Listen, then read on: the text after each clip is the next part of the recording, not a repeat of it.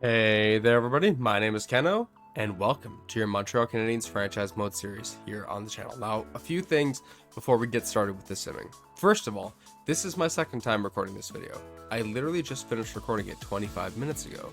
I got almost all the way to the trade deadline, about 55 game, I think it was exactly at the 55 game mark. Finished recording, happy, went to edit the video, loaded up my editing software, and then everything on my desk went black. It just went boom, and it went quiet. And then it came back on. I was like, oh, okay. And so I started editing TTD. Didn't really bother me very much. And I realized that my Xbox was off. And I was like, oh no. And I launched up my Xbox. And sure enough, it was back to December 5th. Because I'd lost everything. I stupidly didn't save. This is not EA's fault. This is not my building's fault. This is my fault. I did not hit save. And so I lost it. The progress we made. And I could have just edited the video and continued editing and uploaded it. But I decided, you know what, I have some time right now. I'm going to re-record the video. I'm going to do something different in the video so it doesn't feel the same. Because we did pretty well in the recording, I won't lie. But I'm gonna do some different things in this recording, and that saves me having to be like, oh yeah, so in between videos I did lose the recording or the save file, so I had to redo it, and then it changes everything and it feels a little tainted. So I figured, why not just re-record it. Secondly, I wanted to get into something, and this actually pertains to the team itself and not to any hiccups. And you know, it might pertain to what we're going to be doing differently in this episode. If we take a look at our forwards that we have on the roster, obviously Sean Farrell, we did miss the deadline to re-sign him, but that's fine. I didn't know exactly where we'd put him. We didn't really have the cap space to put him in the lineup unless we were to move players out, which we probably should have done. But I mean, Christopher Allison's doing very good. Seth Shelley's doing okay. Mason St. Louis is doing very good. Kirby Dack and Musty are currently on that fourth line. So I wasn't sure where we'd even fit Farrell in. I mean, Dak and Musty being on the fourth line does mean that they're kind of expendable because they've been knocked out of that top nine situation. But at the same time, I'm not in the biggest urge to move them, especially now that Farrell can't be signed this season.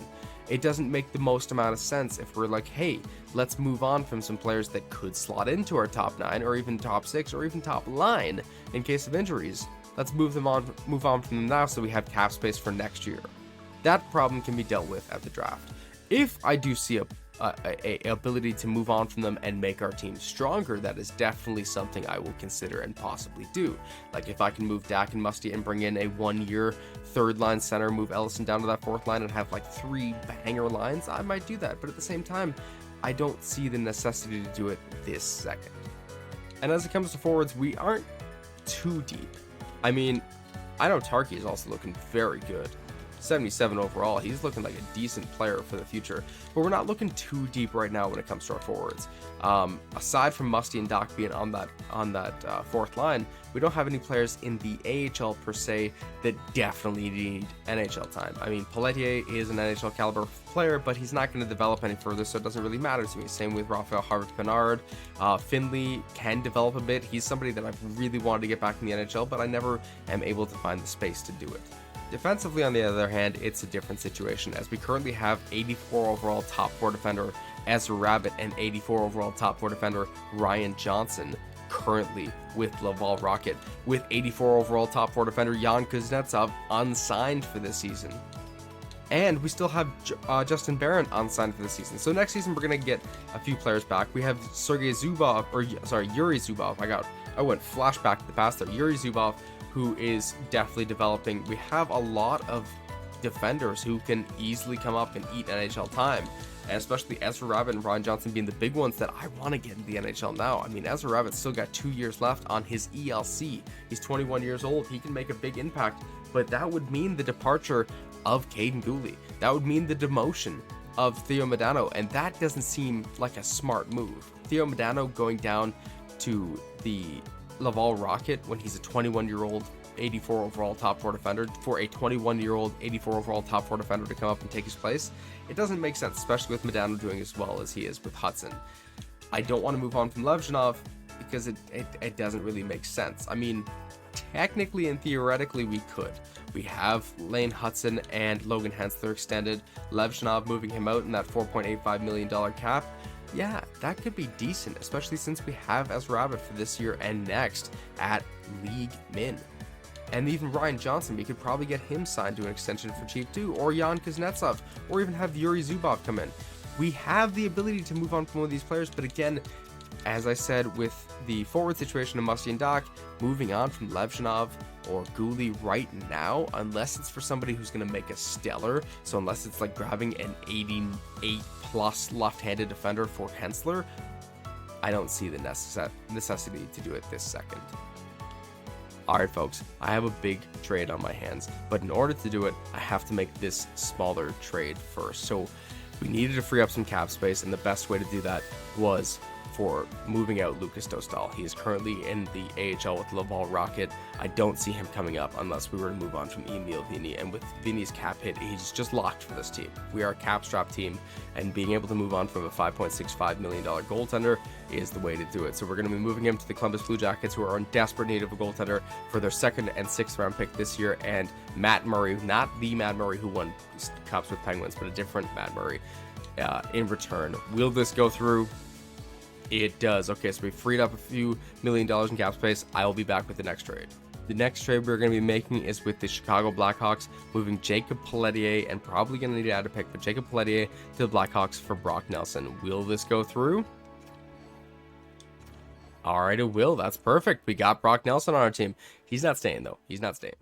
All right, and the next trade we're going to be moving is sending Brock Nelson right out the door, and the lucky winners for Nelson are the Pittsburgh Penguins. We're going to be packaging Nelson with a 4th round pick in next year's draft and a 5th round pick in the draft after that to the Pittsburgh Penguins for a 2nd round pick in this year's draft and Sam Poulin. I'm not sure if this will go through. Let's see. Does this go through? It doesn't, so I'm just going to have to add a little more in to get that 2nd.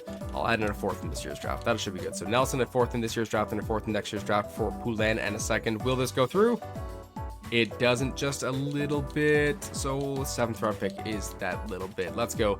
There we go. So Brock Nelson has ended his long tenure with the Montreal Canadiens, but we're not done yet. And here it is, the big trade that I've been waiting to make. Now, I know I said that I don't need to make any moves right now, but I said all that with the preamble and the context that I don't need to make them right now unless I find something that is game-breaking for our team. And that game-breaking move for our team is this one.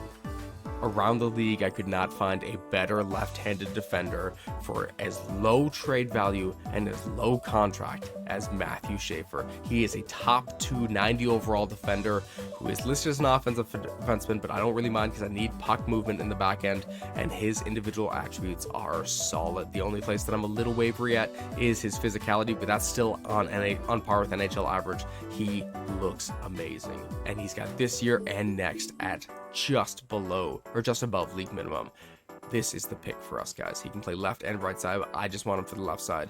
And in order to acquire him, it will be Artem Levshunov, Quentin Musty, the goaltending prospect Tiny Hoffman, or Theodore Hoffman, I think it is, a 2nd round pick that we just got from the Columbus Blue Jackets, and a 2nd round pick from our Montreal Canadiens pick 2 years from now, in order to get Schaefer and then Sagan to even up the caps. Okay. I am nervous about this trade. I think this will easily go through, but this is a big trade. I'm going to actually try to safety net it. I don't think we'll be able to. I'm going to add in a 2nd round pick from them, but I think this will be a big trade for us. And now the reason why I'm willing to move on from Musty is because he's on the 4th line, and why I'm willing to move on from Musty over Doc is because Musty is only a left winger. He can't really play center. Doc is a right wing center. Now, not that we're going to need him for center. We have played him at center before. But the big thing is that we don't have many right wings. We have Cole Caulfield, we have Mason St. Louis, and that's it. Doc would be our 3rd necessity right winger, and I want to keep him for that reason. I know he makes $2.4 million more, but I think it makes more sense to keep Doc. And then for Levshunov, we had a plethora of right defenders. We have Medano, we have Reinbacher, we have Levshunov, and we have Hensler. And Hensler is currently playing 2nd line minutes on the left-hand side beside Reinbacher. And although he can, I'd rather move on from Levshunov and free up that left space for Schaefer to slot in, and we'll move Hensler down with Caden Gouli. But now, the big moment we've all been waiting for. Will this go through? Levshunov, Musty, Hoffman, 2 2nd round picks for Schaefer, Sagan, and a 2nd. I don't know if the 2nd will go through, but will this go through? It's not. Okay, take out the second round pick. This should go through straight up. No, I gotta sweeten it just a touch. Okay, I know what to do. We're just gonna add in our first. So the first round pick, our first round pick in this year's draft, plus Columbus's second round pick that we acquired earlier for Lucas Dostal in return for Matthew Schaefer. Will this go through? It does. Oh my gosh, we've just added a big piece to this team, and I will be honest with you, that took a lot of attempts. I've been recording for 30 minutes, and I think we've got like maybe 4 or 5 minutes of the video done actually. So yeah, we gotta keep going here. All right, and the lines are set. It's Cooley, Suzuki, Caulfield, Slavkovsky, Pedersen, St. Louis, Shelley, Ellison, Doc on that third line, Stromgren, Almgren, and Strommel on that fourth line. That's actually a fun line to say, Stromgren, Almgren, and Strommel, but they're going to pull together for that fourth line. We also have Jack Finley if we want to call him up. Defensively, it's Hudson and Medano, Schaefer and Reinbacher as an insane starting second pair, the highest 2 overall defenders on our team now, and then Gooley and Hensler. It's actually kind of crazy that Hudson, who has had so many points through his first few hundred NHL games, is not a 90 overall defender yet. That's a little crazy to me, but this team is looking insane, and we are going to keep Emil Vini in net as we're going to honor where the goaltenders were at the end of the last video, but I think we are ready to go now to finally start simming some games. We might not sim as many as I did originally. I did do 30 games of sim last time, but I think we're going to do probably 20 in this video, just because we've done such a big sweeping move. Let's go though. As is tradition, we slow sim the first and last games of each video. So let's go against the Minnesota Wild at the XL Energy Center in Minnesota. I'm ready to see how this team does. First period. And that's not what I was expecting, but I mean, it's better than nothing. Well, it is nothing. Shots are 11-10 for your Montreal Canadiens, with the scores currently 0-all. Let's go. Second period. That's better. Damon Hunt opens the scoring for the Minnesota Wild, just for Logan Cooley and Christopher Ellison to take a 2-1 lead for your Montreal Canadiens. Marco Rossi ties it up before Nick Suzuki puts us back ahead with with 11 seconds to go in the second period there. We lead 3-2 going into the third. Shots 23-21 though in favor of the Minnesota Wild. Can we keep this lead? Third period. And we don't. Holy crap, Vini crapped the bed. Burgundy, Durov, Hunt gets his second, and Matthew Boldy gets the empty netter with 10 seconds left. And we dropped the first game of the video 6-3. And you know what? I'm just going to blame that on chemistry. I'm going to blame that on the team trying to gel and get used to the new lineup combinations. Let's keep going here. Quick simming this game against the Pittsburgh Penguins, game 27 of the season. Logan Hensler's fully healed. That's perfect. And we win that one 7-1. That's better. That's much better. Let's keep going. Bell Center against the Florida Panthers here, game 28 of the season. And it's a 6-5 loss. And as is tradition as well, I have my rule of 2. We have to switch out Vini. I mean, usually I'm a little on the fence when it comes to shootout losses and overtime losses, but that's a 6-5 shootout loss. That's not good. That 7-1 win was good, but a 6-3 loss against the Minnesota Wild that started a 6-5 overtime loss, not good. Let's go against the St. Louis Blues here, game 29 of the season. Gabriel Dag back in net. He was stellar last video, and he continues it. A 3-2 win there is what you'll love to see. Game 30 of the season against the Vancouver Canucks, and it's a 6-1 win. Oh boy, we're doing good. Let's keep going against the Seattle Kraken here, game 31 of the season. Injury in Laval, and it's a 3-2 loss. Okay, so can he keep it going back-to-back against the Kings and the Knights? Both on the road. Can we get 2 wins here? Logan Hensler goes down to the sore hip. It'll be Jordan Harris drawing in. It's a 10-4 win against the Kings. You'll love to see that. Against the Knights in the second half of the back-to-back, it's a 6-3 win. So we outscored our opponents 16-7 over the last 2 games. Wow, we are rolling the ball here. Game 34 of the season against the Dallas Stars. Can we keep the ball rolling? Medano goes down to post-concussion syndrome until February 15th. Okay. That means that we've opened the door for a certain defender to come up with the NHL. And it will be Ezra Rabbit drawing in on that top pair with Lane Hudson now.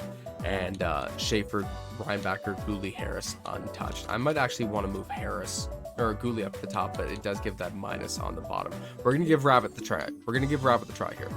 Best lines in the AHL. That's fine by me against the Dallas Stars. How did we do? Oh, Gielanen's killing it with the Rocket. We did lose 6 or 7-2 there, but the clock was reset for Dag, so he does get the start against the Pittsburgh Penguins. If he loses this game or the game against the Islanders, he will be sent back to the backup role. Let's see though, how do we do against the Pittsburgh Penguins? Game 35 of the season. Dak goes down to a pulled groin. Holy crap, we're getting steamrolled right now.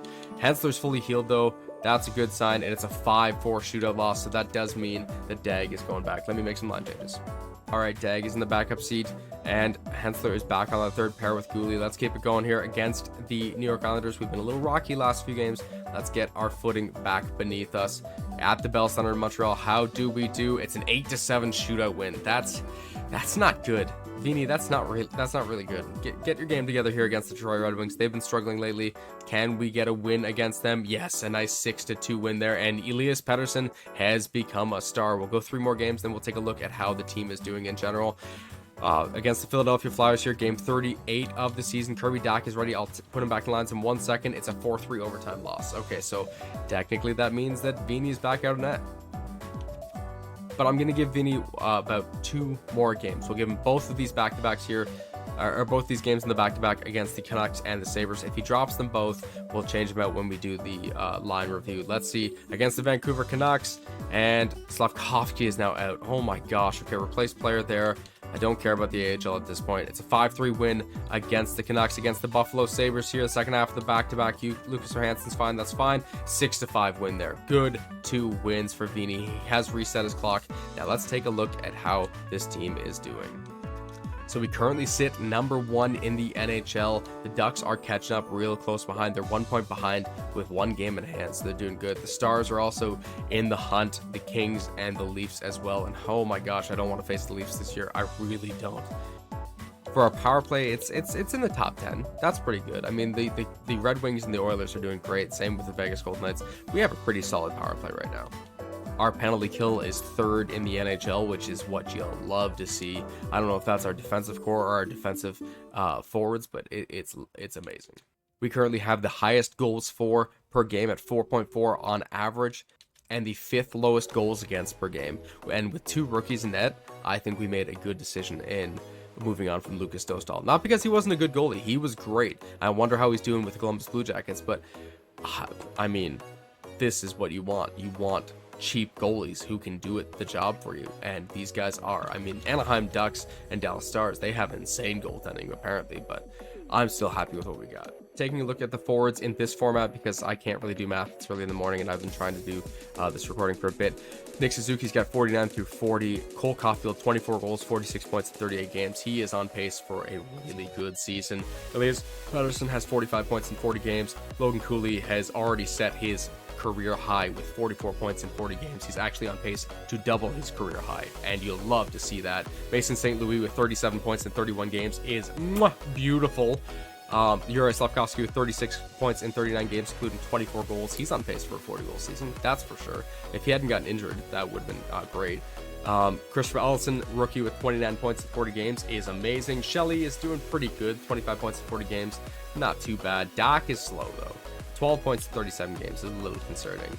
Past that, it's just depth, but I mean, I want Dak to do a bit better than 12 points in 37 games. For defense, Lane Hudson has 39 points in 40 games. Reinbacher is doing very good this season with 20 points in 36 games. And then Schaefer, he's got 15 points in 36 games, but let's see how he's done with us specifically. So since joining the Montreal Canadiens, he has 10 points in 15 games and a plus 12. He has been a bomb for us. Oh my gosh, what a good addition. I know we had a bit of a revolving door after acquiring Noah Dobson last season at the trade deadline, flipping him to the Arizona Coyotes for Artem Levshunov before he got flipped twice to the San Jose Sharks and the Carolina Hurricanes. And then we flip Artem Levshunov to the Chicago Blackhawks in return for Matthew Schaefer, and I think we've settled on our top defender here. He looks amazing for us so far. And then past that, Caden Gooley with 15 points in 40 games. He's great. Not obviously putting up the points you'd want, but the plus minus is solid. And I know it's not a good metric to judge a defensive player's abilities, but in EA Sports NHL world, I've said it time and time again, it's all we really have. I mean, that's one thing I do like about FHM. There's a lot of things that I love about the FHM franchise hockey managers simulation based, like the fact that goalies get fatigued, players will get fatigued. You can like sit them to get them better rested. The range of injuries, the range of different things you can do management wise, but also the fact that you can see a player's ratings. You can see how they do as a offensive player, a defensive player, an overall player, and I like that better. Honestly, I like seeing that like you have a really good defender, but he's mostly offensive and he can't put up good defensive metrics. I like that type of stuff. I hope they add that to NHL, EA Sports NHL series. But let's keep going here. Let's take a look at our goaltenders. And Vini has not been good. 8 wins in 16 games, 4 losses and 3 overtime losses. 1 shutout, but an .887 save percentage is not very good.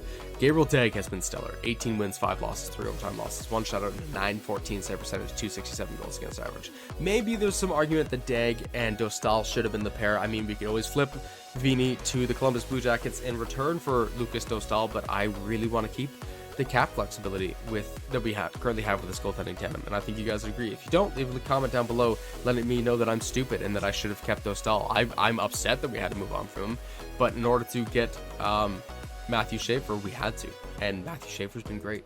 But let's keep going here. I'll do 10 more games, bring us to the 50 game mark, and then that will be it. We're gonna go against the Winnipeg Jets here, who are a bit of a middling team. Game 41 of the season, the halfway point of the season, and it's a 4-1 loss for Vini. I'm going to keep him in net. We'll see how he does in this back-to-back here against the Ducks and the Nashville Predators. How does he do in game 1?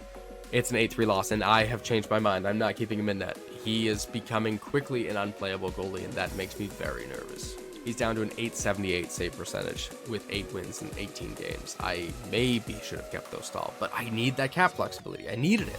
And that second-round pick was used to get Matthew Schaefer. We just got to get some more of Vinny later on. But it is Gabriel Deg's net for the second half of this back-to-back here against the Nashville Predators. How do we fare here? And it's a 3-2 loss. We're on a bit of a streak lately, and I don't like it. We're 4-4-2 through our last 10. Can we pick it up? Game 44 of the season against the Dallas Stars. It's a 5-2 win, and the Stars are a good team, so putting 5 goals on them is nothing to scoff at. Slavkovsky's back. Let me get him in the lines. Let's keep the ball rolling. Get another win here against the Washington Capitals with Slavkovsky back on the lines, and it's another 5-2 win. Oh, you love to see that. Let's keep it going against the Columbus Blue Jackets and our old goaltender. Oh, I'm tempted to slow sim it, but let's see. How do we fare? It's a 7-4 loss. You hate to see that, but I mean, it is what it is. Let's keep it going against the Carolina Hurricanes here, who are really good. 8-0-2 through their last 10 games. Can we eke out a win in game 47 of the season?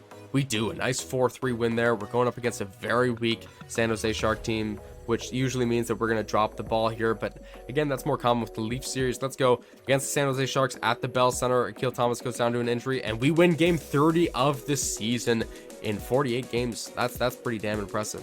We are rolling here. Let's keep it going, though, against the Toronto Maple Leafs, game 49 of the season, and then we'll slow sim that game against the Capitals for the last game of this video. But let's see, how do we do against the Leafs in the Scotiabank Arena? It's a 4-3 overtime win. Okay, you love to see it. Now at the Capital One Arena in Washington, how do we fare in the 50th game of this season and the final one of this episode? All right, let's see. First period. It's a nice 2-0 lead after 1. Suzuki opens the scoring. Slavkovsky hits a power play goal just a few minutes later. We are up 2-0. Shots 10-9 for the Washington Capitals, though. Second period. And Athanasiou gets them within 1 with a power play goal on Deg. They're still out shooting us 18-15, but it's a low shooting game. It's very interesting. Let's see. Third period. And they tie it up. Vasily Podkolzin gets one on Deg. They are out shooting us heavily now, 36-25. Can we keep the door closed? Overtime? We do not. They score 3 unanswered goals through the second, third, and overtime period to take the win here in the last game of the episode. So we lost the first and last game of the episode. That's not what you love to see, but this team is looking good. Let's take one more quick look at Take one more quick look at the stats, and then I will send you guys on your way. I sounded like a teacher there. Or the bell doesn't dismiss you, I dismiss you. Let's take a look at how our team is doing. Again, I'm sorry if this video seems a little rushed or a little all over the place. As I said, this is my second time recording the video. I want to do it a little differently as to not like kind of redo the same thing and bore myself. And I'm happy with the moves we made. I'm very happy. I wish we could have kept those stall, but I'm happy. Let's see. Suzuki now has 62 points through 50 games. He is slinging the puck left, right, and center with 45 assists on the season. And Caulfield is catching those pucks. He's got 29 goals in 48 games, including and 59 points altogether. He is doing astoundingly well this season. What a bounce back performance from him. Patterson with 51 and 50. He slowed down a little bit, but that probably has to do with Slavkovsky getting injured. Cooley with 47 and 50. He slowed down a lot. That's fine. St. Louis is doing great. 42 points, 41 games is great for the rookie. He's got to be in the Calder talks now. Slavkovsky with 40 points in 45 games, including 27 goals. I'm still steadfast that he's going to get a 35-40 goal season. Allison with 32 points is great. Shelley with 31 points is great. Doc with 17 points is not good. Not bueno. It's not Gucci. He's on the power play too, so we got to see what we can do. Maybe we put Almgren on the power play instead and move him to that third line. I don't know. You guys let me know in the comments. What do you think? Should we move on from Doc? Should we bump up Almgren? Should we try to find a cheap right winger? I'm not sure. I'm open to any suggestions that keep this team heavily competitive and young. Well, let's take a look at the defenders. Lane Hudson is going crazy, 54 points in 50 games. Reinbacher is doing great as well, 25 points in 46 games. Matthew Schaefer with 18 points in 46 games. I'm a little nervous about that. That might mean he's slowed down a bit. With 13 points in 25 games, he has slowed down a bit, but he's still been pretty damn solid for us. Only 3 points his last 10 games, but I'm sure that he'll be a rock star for us for a long time to come. And then Gooley with 17 and 50, Hensler with 15 and 45, and Madano with 13 and 34. And I don't know if Madano's in the lineup. No, he's not. He's injured. That's right. Okay. Rabbit has filled in. He's got 4 points in 16 games and a -3. So I don't know if that's helping or not. Maybe I'll make some line changes in between episodes. And then goalies, Dag with a 23 win record through 35 games and a 910 save percentage, 281 goals against average. He has done stellar. Absolutely a second coming of Waugh or Dryden. Maybe not to those extents, but he is really damn good. He's going to go down in Canadiens history. But that is going to wrap it up for this one. Again, I know if this video might seem a little rushed, I did run out a bit out of time. I can't even say words right now. I did run a bit out of time trying to re-record it, but I'm still happy with the moves we made. I'm still happy with the progress we made, and we're going into the last stretch of the season and the trade deadline in the next video, and then we'll start the playoffs the video after that. And as I said at the beginning of the last video, or as the title of the last video, and then I think at the beginning of this video, I think this team has it. I think this team has what it takes to be a diabolical team. I think this team has what it takes to go far this year and possibly even make it to Lord Stanley itself. But we have to wait and see what the playoffs bring, because the playoffs are a different beast. They are crazy. You can be prepared all regular season. You can have a 60-70 win regular season, and then the playoffs come around, and if you lose 4 games in one series, that's it. That's it. You can't go 4 games in a season. You can't lose like 4 games in the regular season if you're practicing for the playoffs. It's a different beast, but I think this team has what it takes. I'm rambling, I'm ranting, I'm going a little crazy. It's early in the morning and I'm tired and I'm recording and I want to give you guys the best content. So hopefully you guys enjoyed this video. Thank you guys so much for joining me. If you like this video, please leave a like down below. Let me know what type of content you want to see more of. If you really like it, then please consider subscribing. I mean, we're on the road to 200 now, and you guys have been amazing on that journey so far. If you guys have any suggestions for line combinations or trades that we should make, players that we should say goodbye to, you let me know. I'm willing and open to anything. Again, we are in year 1 of the final 3 years. Even if we win this one, we'll still do the next 2 if you guys want me to, but we are looking for a win in the next 3 years. If we don't get it, that's too bad. We were unsuccessful with the Montreal Canadiens, but that doesn't mean we won't try again in NHL 25 or maybe even later on this year in the summertime, because we're going to be doing a lot of series this year. But thank you guys so much for joining me. This has been a blast. I've been recording for an hour and my throat is sore. I will see you guys as we take this team through the rest of the regular season and the trade deadline in the next video.